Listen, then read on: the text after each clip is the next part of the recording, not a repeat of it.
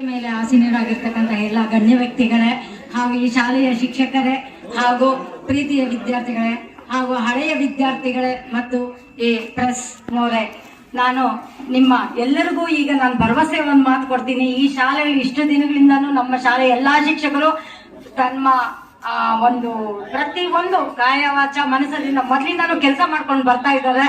ಇನ್ನು ಮುಂದೇನು ನಾವು ಮಾಡಿ ಈ ವರ್ಷ ನಾವು 100% ಫಲಿತಾಂಶವನ್ನ ತಂದ್ಕೊಡ್ತೀವಿ ಅಂತ ಹೇಳಿ ನಾನು ಹೇಳ್ತಾ ಇದ್ದೀನಿ.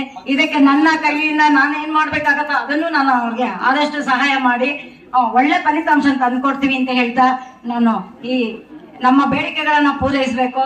ನಿಮ್ಗೆ ಗೊತ್ತಿದೆ, ಈಗ ಆಲ್ರೆಡಿ ಹೇಳಿದ್ರು ಎಲ್ಲರೂ. ಸರ್ ಆಯ್ತು ಸರ್, ನಾವು ಮಾಡ್ತೀವಿ ಸರ್, ನಾವು ಮಾಡಿ ತೋರಿಸ್ತೀವಿ ಸರ್. ಈ ಸಲ ತುಂಬಾ ಕಷ್ಟಪಡ್ತಾ ಇದ್ದಾರೆ ಎಲ್ಲ ನಮ್ಮ ಶಿಕ್ಷಕರು. ನಾವು ಹೇಳ್ದಂಗೆ ಎಲ್ಲ ಮಾತುಗಳು ಕೇಳ್ಕೊಳ್ತಾರೆ. ಒಳ್ಳೆ ಒಪಿನಿಯನ್ ಇದೆ ಸರ್ ನಮ್ಮ ಶಾಲೆ ಮೇಲೆ. ನಾವು ಅದನ್ನ ಭರವಸೆನೆಲ್ಲ ಉಳಿಸ್ಕೊಳ್ತೀವಿ ಅಂತ ಹೇಳಿ